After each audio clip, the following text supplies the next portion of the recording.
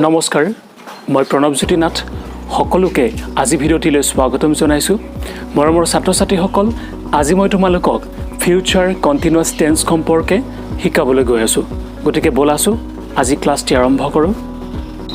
প্ৰথমতে আহিছোঁ ফিউচাৰ কন্টিনিউয়াছ টেন্সৰ অসমীয়া চিনাকিলৈ অসমীয়াত আমি বাক্যটো যে ফিউচাৰ কন্টিনিউয়াছ টেন্সত আছে কেনেকৈ গম পাম তাৰ কাৰণে মই বৰ্ডত লিখি দিছোঁ ইয়াতে হাঁহি কান্দি নাচি দৌৰি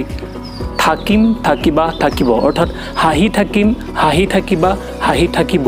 কান্দি থাকিম কান্দি থাকিবা কান্দি থাকিব এই ধৰণৰ কথাবিলাক ফিউচাৰ কন্টিনিউয়াছ টেন্সত হ'ব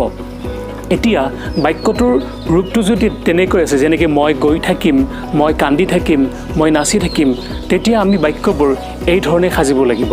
এটা ফিউচাৰ ইনডেফিনিট টেন্স আৰু ফিউচাৰ কন্টিনিউয়াছ টেন্সৰ মাজত ডিফাৰেন্সটো কি হ'ব দুইটাৰ মাজত ডিফাৰেন্সটো হ'ব যে মই যাম বুলি কোৱাৰ লগে লগে ফিউচাৰ ইনডেফিনিট টেন্স হ'ব আৰু মই গৈ থাকিম সেইটো ফিউচাৰ কন্টিনিউয়াছ টেন্সৰ বাক্য হ'ব ঠিক তেনেদৰে বৰষুণ দিব আৰু বৰষুণ দি থাকিব বৰষুণ দিব হলে ইংৰাজীত হ'ব ইট উইল ৰেইন আৰু বৰষুণ দি থাকিব ইট উইল বি ৰেইনিং মই খাম আল ইট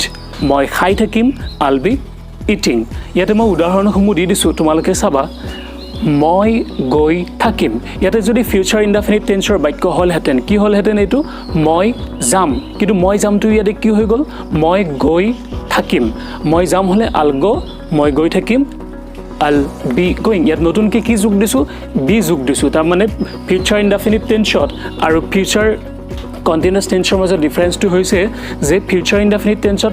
ছাবজেক্টটো আহিব তাৰপিছত তোমাৰ উইল বা চেল আহে তাৰপিছত তোমাৰ মেইন যিটো ভাৰ্ব সেইটো ফাৰ্ষ্ট ফৰ্মত আহে কিন্তু ফিউচাৰ কন্টিনিউয়াছ টেন্সত নতুনকৈ যোগ হয় বিটো যোগ হয় তাৰপিছত মেইন যিটো ভাৰ্ব সেই ভাৰ্বত ING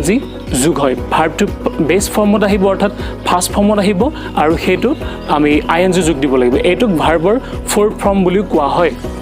এতিয়া চাবা 2 নম্বৰ উদাহৰণটোলৈ এই প্ৰথম উদাহৰণটোত বহুতে ভাবিব পাৰা যে ইয়াতে মই আই উইল নিদি আইল কিয় দিছোঁ এইটো মই শ্বৰ্ট ফৰ্ম ব্যৱহাৰ কৰিছোঁ শ্বৰ্ট ফৰ্ম ব্যৱহাৰ কৰাৰ লগে লগে ইংৰাজীটো শুনিবলৈ সুৱালা হয় আৰু ফ্লুৱেঞ্চি বহুত সোনকালে আহে সেইকাৰণে ইয়াতে মই আই উইল নকৈ আইল ব্যৱহাৰ কৰিছোঁ আৰু ইয়াতে মই চেল ব্যৱহাৰ কৰা নাই এইটো কাৰণতে যে স্পকেন ইংলিছত সাধাৰণতে আজিকালি মডাৰ্ণ ইংলিছত চেলৰ ব্যৱহাৰটো প্ৰায় নাইকিয়া হৈ গৈছে বেছিভাগ ক্ষেত্ৰতে আমি উইলে ব্যৱহাৰ কৰোঁ সেইকাৰণে মই ইয়াতে চেল নিলিখি উইল ব্যৱহাৰ কৰিছোঁ তাৰপিছত 2 নম্বৰ বাক্যটো চাবা তুমি আহি থাকিবা ইয়াতে you will be coming you আৰু উইল লগাই শ্বৰ্ট ফৰ্ম কৰিছোঁ ইউ উইল প্ৰনাউন্সিয়েশ্যনটো হ'ব ইউ উইল বি কামিং ইয়াতো বি দিছোঁ বিটো কম্পালচৰি বিটো লাগিবই ফিউচাৰ কন্টিনিউয়াছ টেন্সত আৰু কন্টিনিউয়াছ টেন্স বুলি কোৱাৰ লগে লগে লাগিলে সেয়া প্ৰেজেণ্ট কন্টিনিউয়াছ টেন্সে হওক পাষ্ট কন্টিনিউয়াছ টেন্সে হওক বা ফিউচাৰ কন্টিনিউয়াছ টেন্সে হওক বা present perfect continuous tense past perfect continuous tense বা future perfect continuous tense continuous শব্দটো য'ত থাকিব তাত তোমাৰ ING ফৰ্মটো আহিবই ভাৰ্বৰ তাৰপিছত 3 নম্বৰ বাক্যটোলৈ আহিছোঁ আমি তাই নাচি থাকিব চিল বি ডেন্সিং একেটাই তাৰপিছত তোমাৰ চি উইলৰ লগত আমি চি প্লাছ উইল লগাই কি কৰি দিছোঁ চিল ব্যৱহাৰ কৰিছোঁ তাৰপিছত 4 নম্বৰ বাক্যটো বৰষুণ দি থাকিব ইট উইল বি ৰেইনিং মই আগতে কৈছোঁ যে বৰষুণ দিব ইট উইল ৰেইন আৰু বৰষুণ দি থাকিব it will be raining it will নকয় কি কৈছোঁ it will be raining 5 number পৰীক্ষা চলি থাকিব exam will be going on examination আমি শ্বৰ্টত কৈছোঁ exam will be going on ইয়াতে কণ্ট্ৰাকশ্যন ব্যৱহাৰ কৰিব নোৱাৰোঁ আমি অৰ্থাৎ আমি ইয়াতে শ্বৰ্ট ফৰ্মটো ব্যৱহাৰ কৰিব নালাগে তাৰপিছত ঠিক তেনেদৰে পৰীক্ষা চলি থাকিব exam will be going on পূজা চলি থাকিব পূজা will be going on Bihu চলি থাকিব Bihu will be going on তেনেকৈ আমি ক'ব পাৰোঁ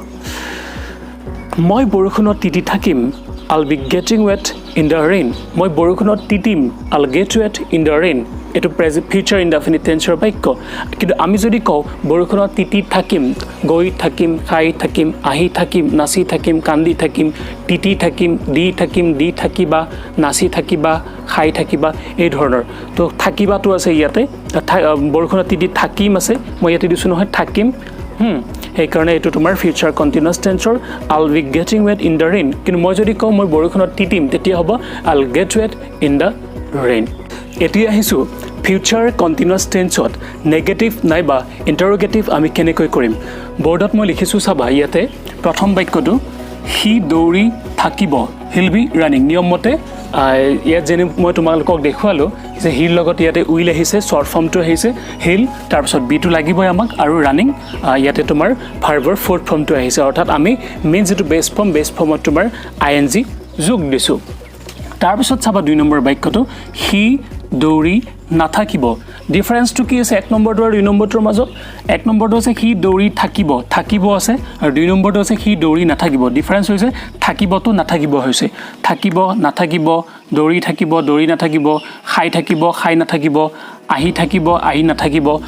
হা এই নাথাকিব নেগেটিভ কাৰণে এইটো আমি কি ব্যৱহাৰ কৰিছোঁ এটা নট ব্যৱহাৰ কৰিছোঁ যেনেকৈ তুমি সুখী ইউ আৰ হ্যাপি তুমি সুখী নহয় ইউ আৰ নট হ্যাপি বা ইউ আৰ্ণ্ট হ্যাপি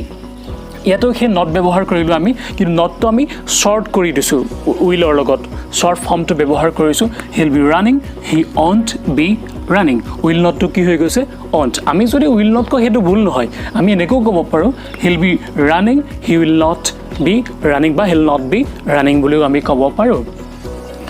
তাৰপিছত আমি 3 নম্বৰটো বাক্যটো লৈ আহিছোঁ 3 নম্বৰ বাক্যটো আছে সি দৌৰি থাকিবনে এইটো প্ৰশ্ন কৰিছোঁ 1 নম্বৰটো আৰু 3 নম্বৰটোৰ মাজত ডিফাৰেন্সটো কি হয় 1 নম্বৰটো আছে সি দৌৰি থাকিব 3 নম্বৰটো সি দৌৰি থাকিবনে থাকিবটো কি হৈ গৈছে ইয়াতে থাকিব নে হৈ গৈছে মানে আমি ইয়াতে প্ৰশ্ন কৰিছোঁ নে বা নেকি থাকিলে কি হয় প্ৰশ্ন হয় তুমি খোৱা নে খোৱাটো কি হৈ গৈছে খোৱা নে হৈ গৈছে তুমি দৌৰা নে তুমি আহা নে তুমি নাচা নে তুমি ওখ নে যোৱা নে খোৱা নে আহি আছা নে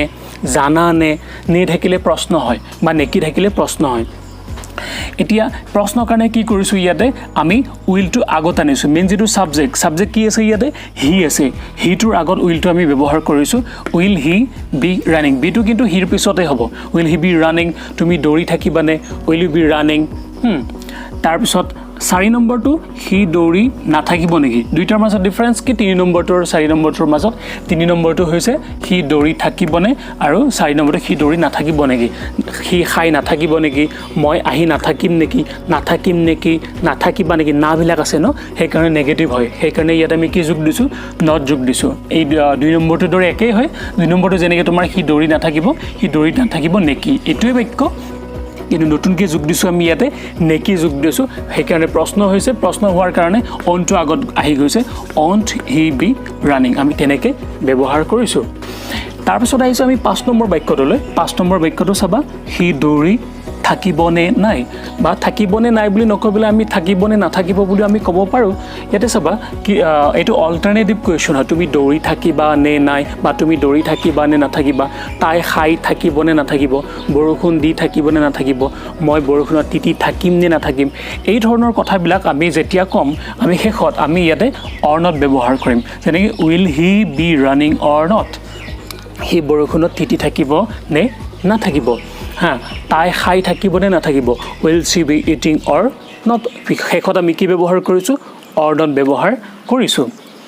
তাৰপিছত চাবা 6 নম্বৰ বাক্যটোলৈ সি কিয় দৌৰি থাকিব নতুনকৈ কি যোগ হৈছে ইয়াতে কিয়টো যোগ হৈছে কিয়ৰ কাৰণে হোৱাই লাগিল বাকী আমাৰ 3 নম্বৰ বাক্যটোৰ দৰে একে হয় 3 নম্বৰটো আছে উইল হি বি ৰানিং ইয়াতো সেই উইল হি বি ৰানিঙে লিখিছোঁ আমি নতুনকৈ কি যোগ দিছোঁ হোৱাই যোগ দিছোঁ বাকী সব একে হয় তাৰপিছত 7 নম্বৰ বাক্যটো সি কিয় দৌৰি নাথাকিব ডিফাৰেন্সনো কি আছে ইয়াতে সি কিয় দৌৰি থাকিব সি কিয় দৌৰি নাথাকিব থাকিবতো নাথাকিব হৈছে সেইকাৰণে উইলটো আমি ইয়াতে অন কৰি দিছোঁ why will he be running why won't he be running তাৰপিছত 8 নম্বৰ বাক্যটো সি ক'ত দৌৰি থাকিব একদম সিম্পল কিয়ৰ ঠাইত আমি কি লিখিছোঁ ইয়াতে ক'ত লিখিছোঁ সেইকাৰণে হোৱাইটো কি হৈ গৈছে ইয়াতে হুৱেৰ হৈ গৈছে বাকী সকলো একে হয় সি ক'ত দৌৰি থাকিব where will he be running তাৰপিছত 9 নম্বৰটো সি ক'ত দৌৰি নাথাকিব পজিটিভ বাক্য নেগেটিভ বাক্য থাকিব নাথাকিব সেইকাৰণে উইলটো কি হৈ গৈছে অন হৈ গৈছে নাথাকিব কাৰণে where on he be running তাৰপিছত আমি 10 নম্বৰটো বাক্যটো লৈ আহিছোঁ সি কেতিয়া দৌৰি থাকিব ক'তৰ ঠাইত কি আহি গ'ল কেতিয়া আহি গ'ল ইয়াতে কেতিয়াৰ কাৰণে আমি ইয়াতে ক'ত কাৰণে আমি হুৱেৰ লিখিছিলোঁ আৰু ইয়াতে কেতিয়াৰ কাৰণে হুৱেৰ লিখিছোঁ বাকী সকলো একে হয় পজিটিভ বাক্য আছে এইটো সেইকাৰণে where will he be running আমি ব্যৱহাৰ কৰিলোঁ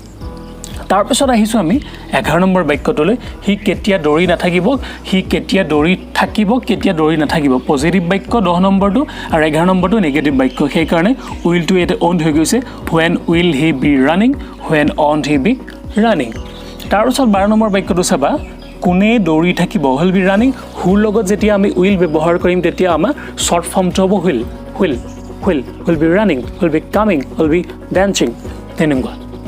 তাৰপিছত 13 নম্বৰটো চাবা কোনে দৌৰি নাথাকিব কোনে দৌৰি থাকিব কোনে দৌৰি নাথাকিব থাকিবটো নাথাকিব হৈছে উইলটো সেইকাৰণে অন হৈ গৈছে হু অন বি ৰানিং তাৰপিছত 14 নম্বৰ বাক্যটো চাবা সকলোৱে দৌৰি থাকিব simple everybody will be running কোনেও দৌৰি নাথাকিব